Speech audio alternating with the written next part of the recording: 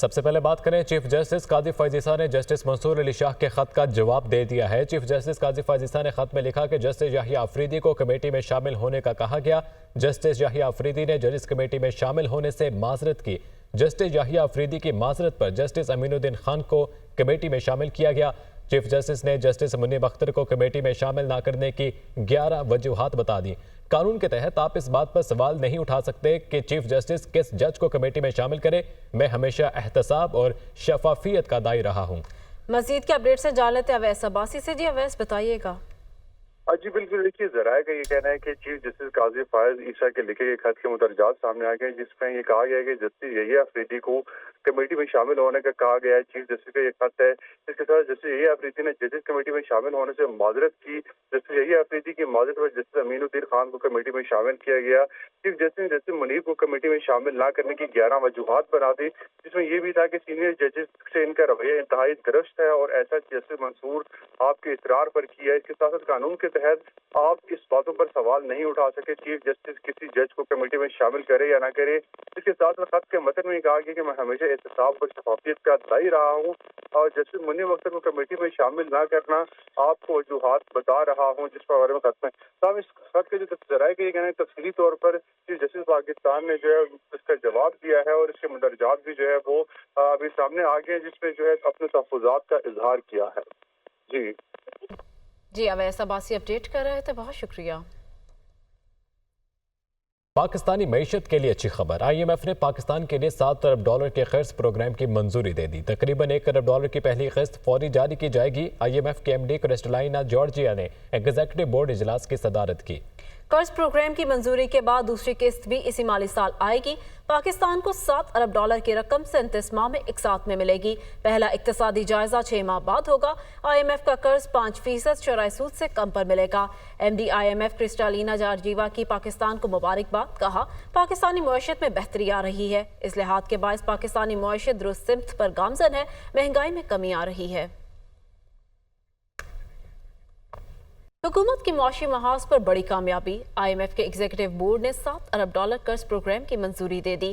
نئے پروگرام کا مقصد مائکرو اکنامک استحکام کی بحالی ہے۔ سرکاری اداروں کی اصلاحات، بنیادی ڈھانچے کی ترقی اور موسمیاتی تبدیلیوں کے اثرات کا مقابلہ کرنے پر توجہ مرکوز کرنا ہے۔ پاکستان کو اب بھی کئی بڑے چیلنجز کا سامنا ہے۔ I M F executive board نے اعلامیہ جاری کر دیا ہے۔ تفصیلات اس رپورٹ میں۔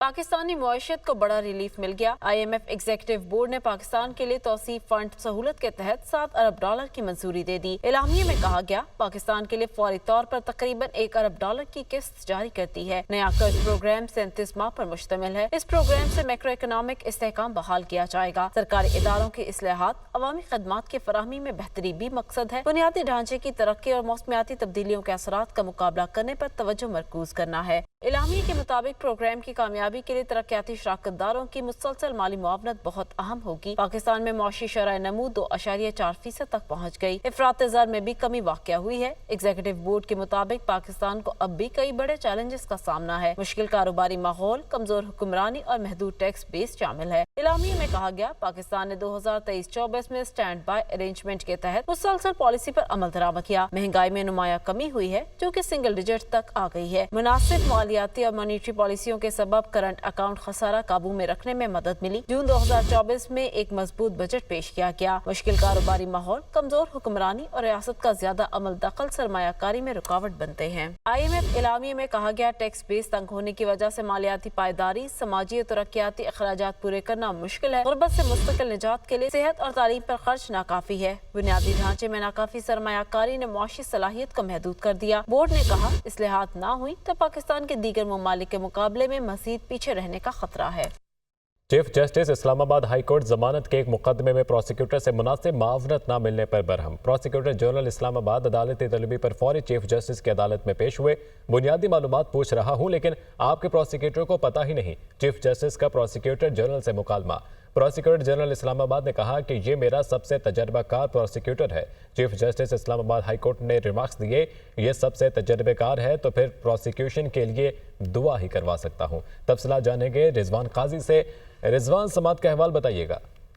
اسلام آباد ہائی کورٹ میں چیف جسٹس عامر فاروق ضمانت ایک مقدمہ میں پروسیکیوٹر سے مناسب رویہ نہ ملنے پر برہمی کا اظہار کرتے ہوئے پروسیکیوٹر جنرل اسلام آباد کو عدالت میں طلب کر دیا، جس پراسیکیوٹر جنرل عدالت میں پیش ہوئے اور چیف جسٹس نے ریمارک کیا کہ میں بنیادی معلومات پوچھ رہا ہوں لیکن آپ کے پراسیکیوٹر کو پتہ ہی نہیں۔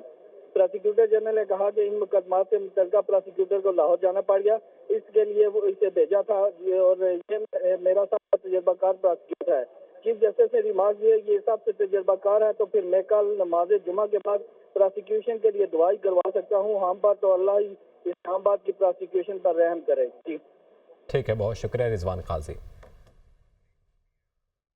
سندھ ہائی کورٹ میں 7 سالہ بچی کی گمشدگی کے خلاف درخواست، عدالت نے بچی کے نانا اور نانی کے خلاف مقدمے کی درخواست مسترد کر دی۔ جسٹس نعمت اللہ نے کہا کہ FIA بچی حورین کے پاسپورٹ کی رپورٹ پیش کرے، بچی کو بازیاب کر کے رپورٹ پیش کی جائے۔ لیاقت رانا اس سے متعلق ہمیں اپڈیٹ کریں گے۔ جی لیاقت۔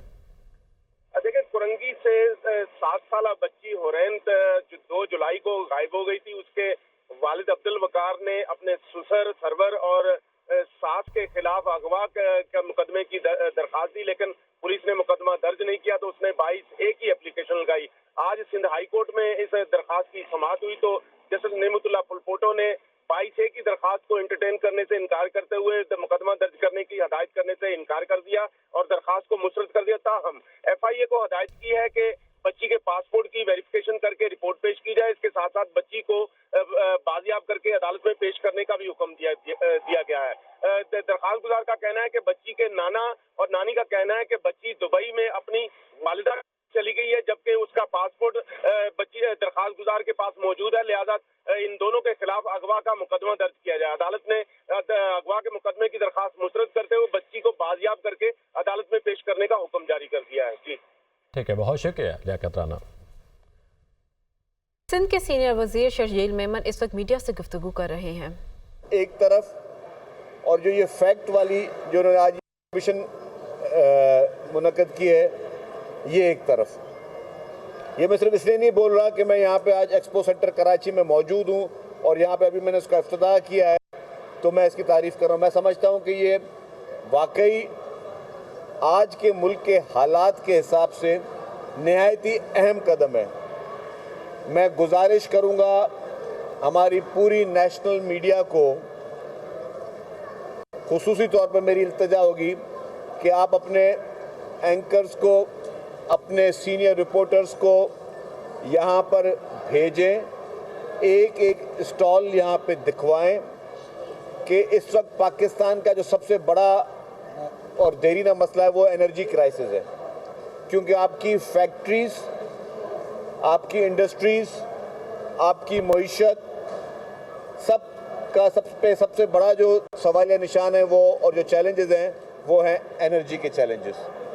پھر آپ کا ایگریکلچر سیکٹر جو ہے اس میں بھی سب سے بڑا چیلنج ہے وہ ہے انرجی کا چیلنج، کیونکہ آپ ڈیزل پہ جو موٹر چلاتے ہیں یا آپ کے ٹیوب ویلز جو چلتے ہیں، اگر آپ ڈیزل پہ چلاتے ہیں تو مہنگے، بجلی پہ چلاتے ہیں تو مہنگے، تو اس وقت آپ کا سولوشن کیا ہے؟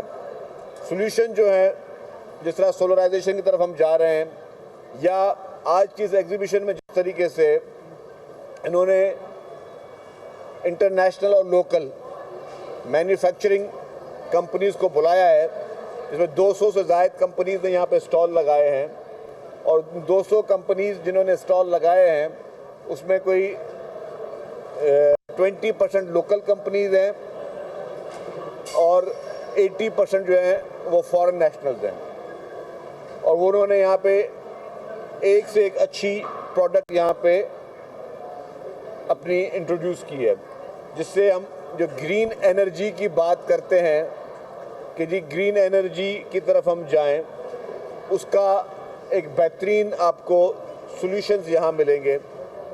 اور میں سمجھتا ہوں کہ وہ لوگ جو کہ افورڈ نہیں کر سکتے یا جن لوگوں کے لیے یہ ایک بہت بڑا چیلنج ہے کہ ان چیزوں کو افورڈ کر سکیں آج کے ان مہنگائی کے حالات میں، ان کے لیے بھی بہت زیادہ سولوشن یہاں موجود ہیں۔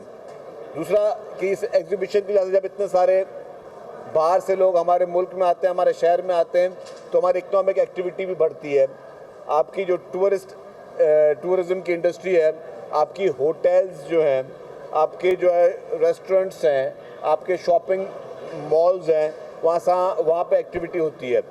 ہماری کوشش یہی ہونی چاہیے کہ 365 سے 365 دن سال کے جو ہیں وہ یہاں پہ ایگزیبیشن چلتی رہیں.